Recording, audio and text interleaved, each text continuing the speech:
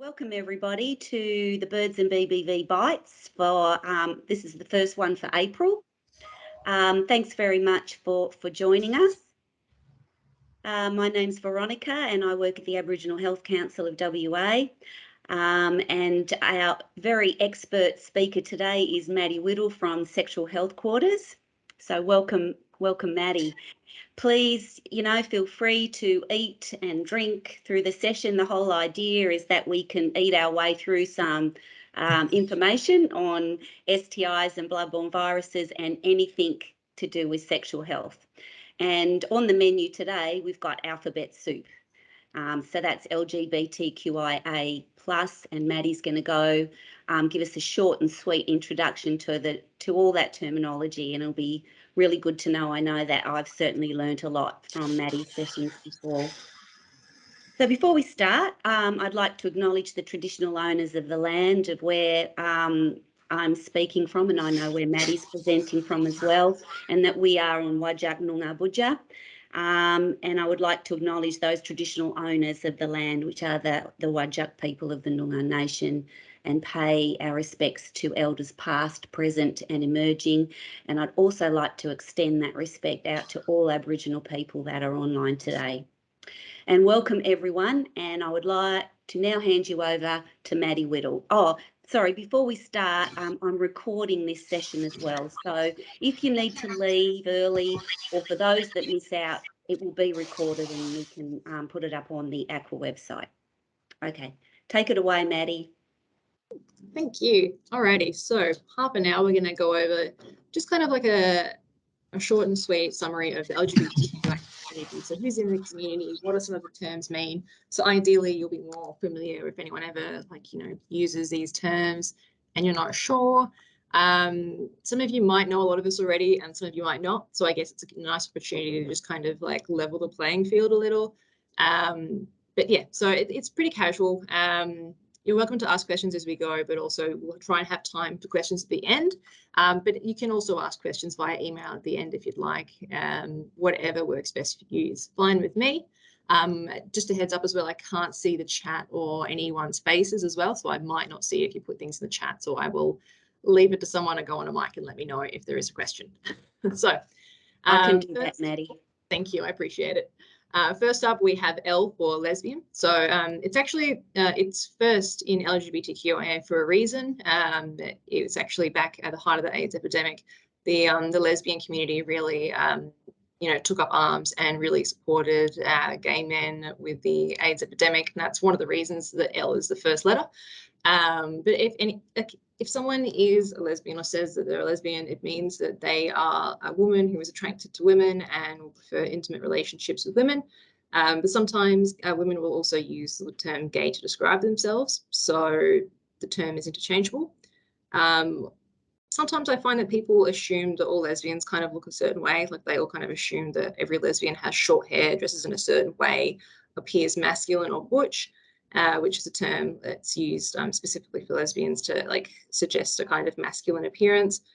But the reality is that it's really not true. Lesbians look just as diverse as everyone else. They can look very feminine, they can look very masculine, they can look like neither. Be very wary to not assume if someone's a lesbian based on how they look. And when it comes to assumptions as well, often I hear people thinking that lesbians don't have as many sexual health needs to the rest of the population with regards to STI screenings, but that's not actually true. If someone is a lesbian, there's still a reason to have a conversation about what safe sex means to them. There's still a need to do cervical screens. There's also evidence suggests that there might be a more likely possibility of having bacterial vaginosis. So don't ever feel like if someone's not having penis and vagina sex, there's no reason to discuss that with them. And also don't assume that if someone says they're a lesbian that they've never had sex with someone with a penis. Often people who are gay find out that they're gay by having sex with someone that they're not attracted to. So they may have had sex with a man at some point and it's worth checking in with them. Also, just a heads up as well, the little flags are the different flags for each term. So the pink one I just showed you is the lesbian flag. Next one we have is gay. So you can see there's the rainbow pride flag. So if someone says that they're gay, that means that they're attracted to more than one gender or the same gender as they are. Typically, we use the term gay to refer to men who are attracted to men. But as I said, women and non-binary people can also use the term to describe themselves.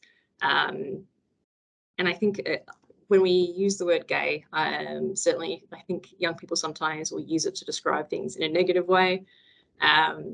So be wary of that and how people are using it.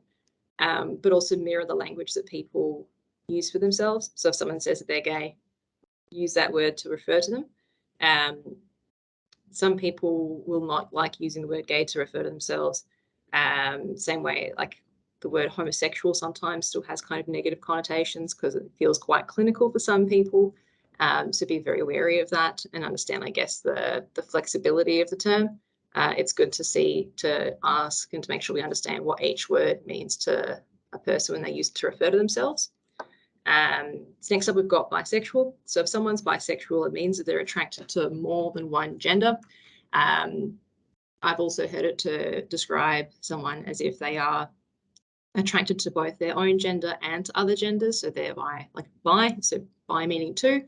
It doesn't just mean that it's a woman attracted to men and women or a man attracted to men and women.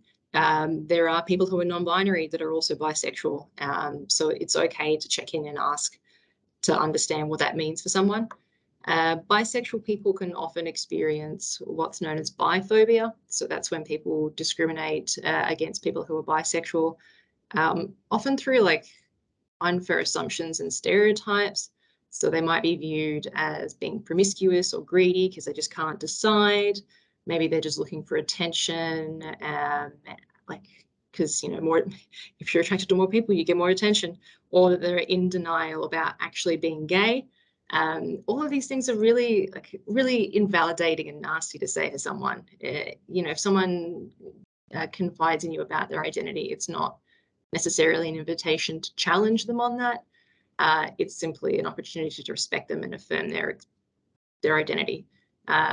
In the context of like being at a sexual health clinic, be careful to not assume that identity automatically equals behavior, because we might end up making incorrect assumptions about what test someone needs or what help they want. So for example, I know someone who was a man and they said they were bisexual at a health clinic. So the nurse was like, great, well, we better make sure that we do a HIV test for you then. And in that case, that person's like, the nurse was like, oh, you're a man, you've said you're bisexual, so you must be having sex with men. And in that case, they weren't. They were actually like, I think like dating a woman and had never had sex with a man at that point. So that nurse is now kind of given the wrong information or support, and has also made that person kind of feel a little bit invisible. We need to ask, or we need to check in if we're looking at doing STI testing. If someone says that their identity is this, that's not really your biggest concern. Your biggest concern is, well, what behavior are they doing? Especially if there's different types of sex as well. So that's bisexual. There's also the word pansexual as well. Just to jump back, you'll hear the word pansexual used in kind of similar context to bisexual, and for different people, they can mean different things. I've met some people who were like, yeah, I'm probably bisexual, but I actually just like the color of the flag of the pansexual identity. So that's the one I picked. Pan means all. So if someone says they're pansexual, it usually means they're attracted to people regardless of their gender. So you might hear both used at the same time or in different contexts. Next up, we've got T. So T is for transgender. If someone's transgender, it means that they have transitioned from one gender to another. So for example, if someone says they're a trans woman, it means that when they were born, they were assigned male at birth on like their birth certificate and stuff, but their experience of gender and their gender is female. Their gender and how they view themselves and see the world is through a female lens. So trans is like the Latin word for like to go from one side to another. So like, transport, transmit, transcend, transgender. If someone's not transgender, the word that we would use is that they are cisgender. So I'm cisgender. That means that when I was born, the doctor was like, yep, that's a female. And I'm like, yep, that's correct. I'm a woman. No arguments there. Because the word cis is Latin for on the same side of. So it can be nice sometimes to like to identify yourself. Like if someone says they're transgender, it's like you can use that language for them, and you can also like demonstrate your knowledge of like terminology by saying like, you know, I'm cisgender. So that's what those two words mean. And it's important that we have the word cisgender, because otherwise people sometimes just say, oh, I'm normal, which is a horrible thing to say. Like, my idea of normal is not your normal, so it's not a useful word to use. I won't go into too much detail on this part for time's sake, but transitioning looks different for different people. So the word will mean different things because gender is different for everyone. Gender affirmation is also what can be used instead of transitioning for the term. It can include social transitioning, so wearing different clothes, styling your hair differently, different pronouns, different name, medical transitions, so taking hormones, or legal transition, so the fun stuff like updating legal documents like driver's licenses and passports and stuff. So that's what transgender means. Next up is Q. So in LGBTQIA, the Q can mean queer, and it can also mean questioning.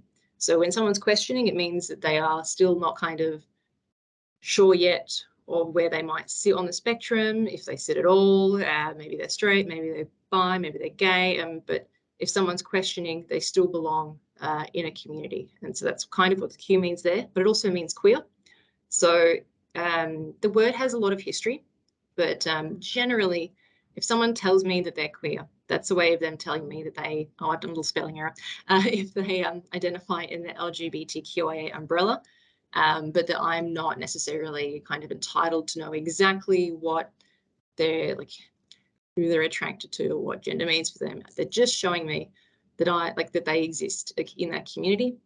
But as with the other terms, I would never use the word queer to describe someone else if they haven't already used it to describe themselves too, because the word queer has a long history, I guess, of being used as a slur and an insult. So it might have a lot of memories, a lot of painful memories of discrimination, hatred attached to it.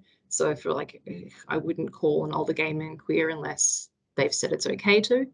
And even still, if someone identifies as queer, it can still be used as a weapon. Like, I know someone who identifies as queer, and they've been really out and proud and confident about that, but then someone, you know, screamed the word queer at them when they were out and about one day, and now it becomes used as a weapon again. So a lot of it is about reclaiming it and having that power over that word again. So that's what queer typically means, but again, different interpretations. The I is for intersex. So you've got the intersex flags just there. If someone is intersex, it means they were born with reproductive or sexual anatomy that doesn't fit our typical boxes of like female and male. So that can be like physical anatomy, both internal and external. It can also be things like chromosomes and things like hormones. And what I always think what is like, yeah, okay, like I know I'm a woman, I know I'm a female, but I've never needed to look at my chromosomes. I've never needed to look at my hormones. But there's actually something like 40 different variations like of intersex. There's 40 different intersex variations. There's a lot of different shapes that it can take. So someone may not always know that they're intersex when they're born. They might only find out when it's time for puberty and they don't get their period, or maybe they there was a story recently in the paper of like a 65-year-old man who had a health problem. He'd already had kids and stuff, and it turns out that he was intersex and he just never knew. So a whole breadth of experiences here.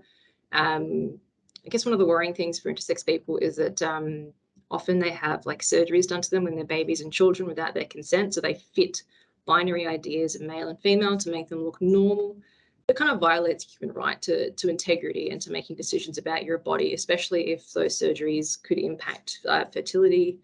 So that, yeah, when you look at like Intersex Human Rights Australia, that's something that they're really passionately fighting for, is our human right to decide what happens to our bodies. And 1.7% of the population is intersex. So if you think about everyone you've ever met, you've definitely met someone at some point in your life that was intersex. You just didn't know, probably because you didn't need to know. So yeah, they exist. But you'll notice as well, as we go through these terms, someone who is intersex will have a different experience as someone who is gay. And I'll get into more of that in a bit. A is for asexual, and I don't know why the link hasn't worked, but I kind of like that. That's kind of ironic. So Grey is a color that has a lot of symbolism in asexuality. But anyway, if someone's asexual, it means that they don't really experience sexual attraction to other people. So it's not that they're like disgusted or repulsed by the idea of sex. It's just that they just don't really care for it. It's just a, you know, zero interest thing. But that doesn't mean that they can't experience like deep, loving, intimate relationships. They can experience emotional attraction and romantic attraction. There's this idea sometimes that like we think that people who don't care about sex are somehow like broken, which is a horrible way to think. We have this idea that everyone must want sex, and if you don't, there's something wrong with you. That's not true. There's nothing wrong with that. When we look at the LGBTQIA community, it's an understanding that like identity, like there's variation to it, and there's nothing necessarily wrong with that. If someone feels like distress or about sex or like a really low libido, that's not the same as being asexual. That's just like a like having a low libido, like libido is like a temporary phase or not something that is part of your identity or view of life, if that makes sense, hopefully. So I've just kind of zoomed through LGBTQIA really quickly there. So just to recap, lesbian, gay, bisexual, transgender, queer, intersex, asexual. And then the plus there, you'll notice, is there to kind of remind us that just because there's those letters there, it doesn't mean there's no other terms or phrases that, because there's a lot of people who know that they exist in the community, but possibly kind of like look at the terms of gay or look at the terms of queer and go, look, you know I belong here, but I don't know how much that term fits me. So that's to kind of show that like words are always being invented, understandings are changing, and that the community is accepting. Also just thinking as well, I forgot with intersex, sometimes people use the word hermaphrodite to describe them. It's a really out of date term. Basically, before we understood what intersex was, we thought that people who were intersex had like, you know, a full set of like the male like reproductive system and a female reproductive system. But that's not the case. That's something that only like snails and like mollusks can do. So to call someone a hermaphrodite is really out of date and kind of it's really hurtful. Would not recommend. But anyway, that's what all the terms mean. I just kind of want to like plot them now a little bit to break them down. So you guys probably understand that if someone says they're gay, that means that they're attracted to like men. It doesn't necessarily mean anything about their experience of gender in the same way that like someone who's transgender or like gender queer or gender fluid might experience. So this is like the cake model. So the idea, if you look at the bottom, we've got sex. So when you're born, doctor looks at you and goes male, female. And from there on, it's like, you know, males go in the blue crib, females go in the pink crib. You're given like, you know, girls' toys, boys' toys. You're given a girl's name, a female name.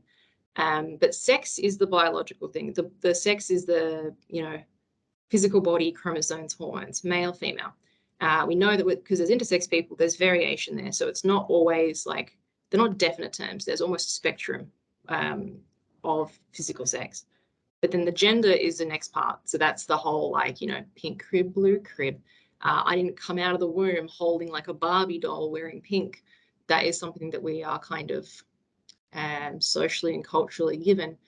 And we kind of innately know, though, who we are. Like, you have an innate understanding of your gender. So, like man and woman, you understand if you feel masculine or feminine. It's how you see yourself and also how you project that to the world. So stuff like, you know, how do you style your hair? How does your voice sound? Who do you hang out with in primary school? What kind of toys do you play with? So you've got sex at the bottom, gender is the next one, sexuality is the top. So that's who you go to bed with. You're attracted to men and you're attracted to women. So the idea is that we have this idea of, I guess, heteronormativity. And socially, we believe that, you know, you're born male, you are a man, your gender is man, and you're attracted to women. If you're born female, you're a woman, you're feminine, you're female. Oops, server's offline. Hopefully you can't see that. My printer not working. And you're attracted to men. So this is a kind of theory of heteronormativity, of everyone must conform. You're option A, you're option B. There's no variation. And if you move around, there's something wrong with you, or that you're the other, or that you're abnormal. But this isn't really true or fair, or like of the true experience of any of these. It's not true for when we think about sex, because we know there's people who are intersex. We know that male and female people look different. We know that gender has a lot of variance. People can be transgender. People can also be non-binary. So if someone's non-binary, it means that they don't sit on this thing of like man and woman. They look at that and they go, look, this whole binaristic idea, I know that I don't belong with that. I don't, masculine, feminine, like that's not me. So if someone's non-binary, that's typically what it means, is that they don't sit on this option A, option B kind of thing. And then we've got the next layer at the top, sexuality again. So people who are lesbian, gay, bisexual, or asexual. So that's kind of me trying to plot them all. So you can see almost at the top, LGBT, queer can be any of these, I and A. So hopefully that kind of helps you to kind of think about how we group and chunk people and how we assume normalcy, and how in the reality it's so much more diverse across culture, across time. You know, if gender is something that we teach culturally, then we know that gender varies around the world and it varies in time. So we've got to be really careful to not kind of plot people too harshly on these steps. It's not really fair to them or to us, really. But anyway, keeping mindful of my time, I've got 8 minutes left. So pronouns is something that's really important to, I guess, remember. It doesn't matter who you're talking to, really, whether you think they feel like even if you feel like someone looks LGBTQIA, this is something that we can keep in mind for everyone. So, for example, pronouns are how we refer to people when we're not using their name. So my name is Maddie, but if I left my water bottle at work, someone would be like, oh, Maddie, she's left her water bottle at her desk. She'll get it in the morning. If someone knows that they're like, someone's a man, they'll say like, oh, you know, he left his water bottle, he'll get it in the morning. If someone doesn't use male or female pronouns, they can use the they pronoun. So often we think that it's just for like groups of people. So that group over there have left their stuff on the table. But also if you don't know someone's gender, you can use the they them pronoun. And it's really good to practice with it. So for example, the postman left the parcel at my house yesterday because they realized that I went home, and they're a really good postie. He still understood, hopefully, the sentence, even though you didn't need to know the gender of the postman. But if someone's non-binary, and that means that like they are male or female, or man, woman, you can use they them pronouns without kind of gendering them and kind of showing them like, I see you as female, I see you as male. And if someone's transitioning, that's a really good thing to check in with them and going, hey, look, you know, would you like me to use this pronoun with you? Would you like me to put it on your documents? And that's a really powerful thing you can do, is include that on paperwork. And also some people can use like both pronouns. People can say like, you know, I'm comfortable with she pronouns, but also they them pronouns. Either is fine. So pronouns are really important when it comes to people who are gender diverse and transgender. And be careful how often you might do it without thinking. I remember one time when I was like 19, I had like a shaved head, and I used to wear like baggy clothes. It was just the style at the time. It was grunge. And I remember going to the doctor with my mum, and they thought I was a boy, and they kept calling me he, him. And they were like, you know, your mother's son. And I was like, no, I'm a girl. They didn't mean to be harmful, but the language they used made me feel kind of really awkward. And I didn't want to go back. And I didn't go back. I picked another doctor. So be very mindful of when we use it. So being mindful, I guess, of never making assumptions is really important. And look, let's be real. Like, assumptions are something that we do to survive. We have to assume and make predictions and stereotype things to group things so we understand how the world works. But when we work with people, it's useful to kind of, I guess, reflect what assumptions we're making and how they might unintentionally be hurtful. So like the example at the doctor's clinic, like it was just a harmless assumption on her part, but it doesn't make people feel very welcome if we're kind of telling them like, I don't see you the way that you see yourself. And people might feel less welcome to kind of come to us for help if they've had those experiences. And certainly when it comes to LGBTQIA people, there is, I guess, a kind of like a feeling sometimes of distrust with medical facilities of like, oh, I'm not going to get the treatment I deserve. or maybe like I went there and they called me she when I was trying to transition, that kind of stuff. So I guess after today, maybe have a think about, like, everyone I've been talking today about different kind of identities and terms. What kind of images do you conjure in your head of what that person looks like?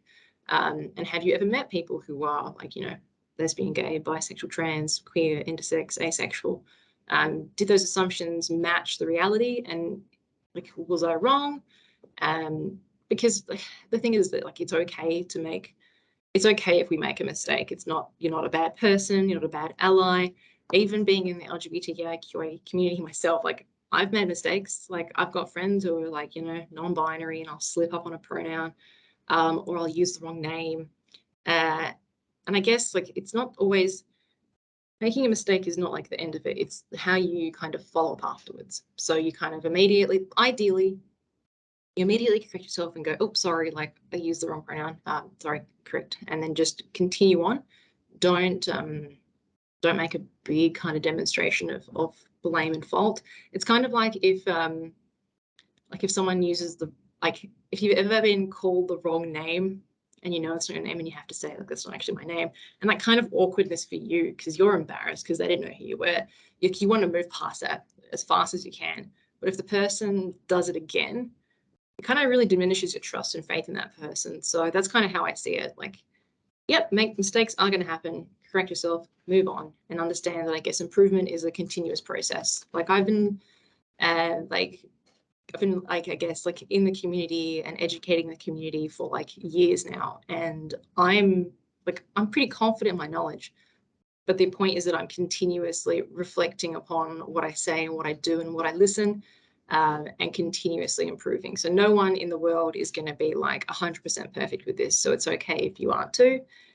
Just being really understanding of how, I guess, language is always changing, and how we can use language to help rather than to maybe hurt or to trap people in cages.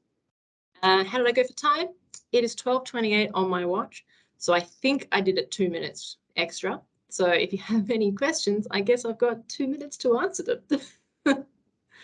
Alrighty. That was perfect timing, Maddie. Thank you. I kind of zoomed through it. I'll just pop back to the screen here. And I'll stop sharing. So Cool. we've got a couple of minutes if anybody had questions, and somebody's got their hand up there.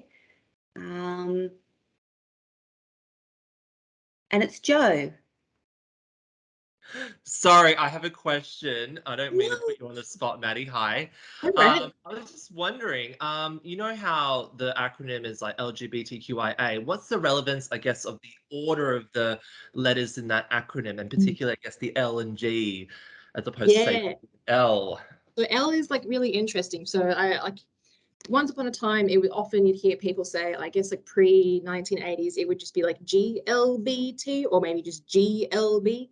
And then we had, I guess, like the AIDS epidemic, and, gay men men who have sex with men were kind of like, the lesbian community really kind of stepped up when no other people did and helped out with like donating blood, and really built, I guess, kind of that like I see it as them supporting their their gay brothers. And then I guess as a result of that, L kind of ended up becoming the first letter. Sometimes you'll see organizations or like certain groups omitting the letter T, and I am extremely wary when that happens, because you will see people in organizations like excluding trans people, and they're like, no, we only care about people who are lesbian and gay and bisexual. And to me, that's not true inclusivity. That's just people picking and going, I don't care about trans people. So anyway, I've kind of veered off course, but that's why I guess the L and the G and the T are there. But there's so many other different I guess like acronyms that pop up, and they are all pretty dizzying. I've heard of quilt bag, which is just fun. So if you can write down quilt bag, see if you can guess what all the letters mean. So yeah. Well, Maddie, thank you so much. There you go. We just had a thank you from Jacqueline from HepWA. She had no idea about all the different flags. So that was great that you had all the flags up. Thank and you. there's more. There's loads more flags as well. So if you ever want to have dizzy yourself some more, type in, I guess, LGBTQIA flags and see how many turn up. And I just wrote a little message out to everyone. If they've got any questions, they can email me and then I can send them to you and we can get back to them. But I'd like to thank you so much, Maddie, for joining the Birds and BBV Bites today. It's great to have you again, and I know that we'll be hearing more from you in future bites. And also just to let those out there listening know that we are hungry for topics for our bites. So if you have any ideas on topics that you would love to hear some more information about, please get in contact with me and we'll get that happening for you guys. Okay, so we look forward to seeing you all next Tuesday for another Birds and BBV bite. And thanks everyone. I think that's it. Okay. See you. Bye. Bye.